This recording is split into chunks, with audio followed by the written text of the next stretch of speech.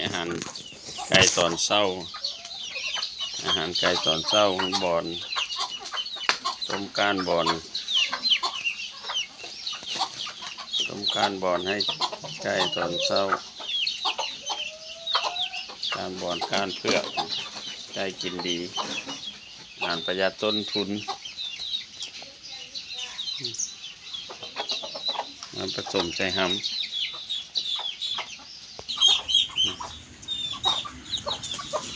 กุมา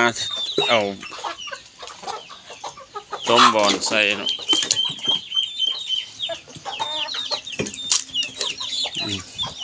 ต้มบอนใส่จัก3 กรัมต้มก้านบอนก้าเอา3-4 กรัมก็ได้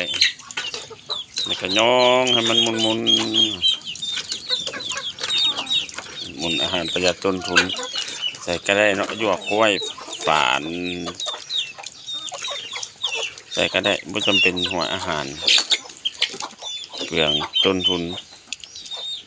นี่อาหารประหยัดต้นทุนเลี้ยงอันนี้ต้มก้านบอนก้านเผือกก็ได้ต้มแอนลวกกล้ว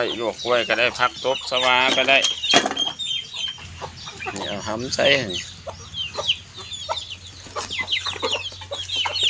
มันกินดีแห้ง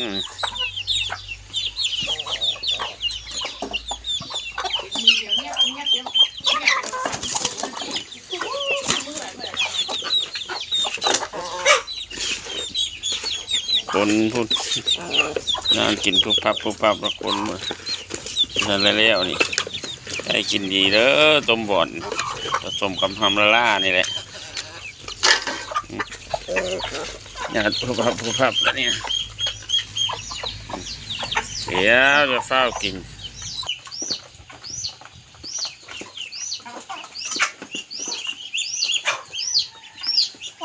ดีไงไว้อ้วนนะ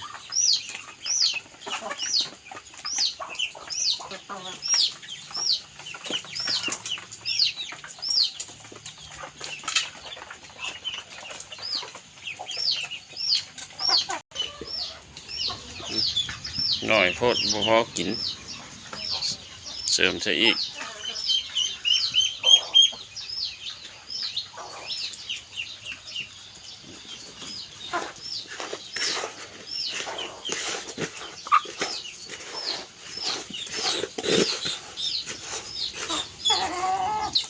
เสริมอีกบ่พอกิน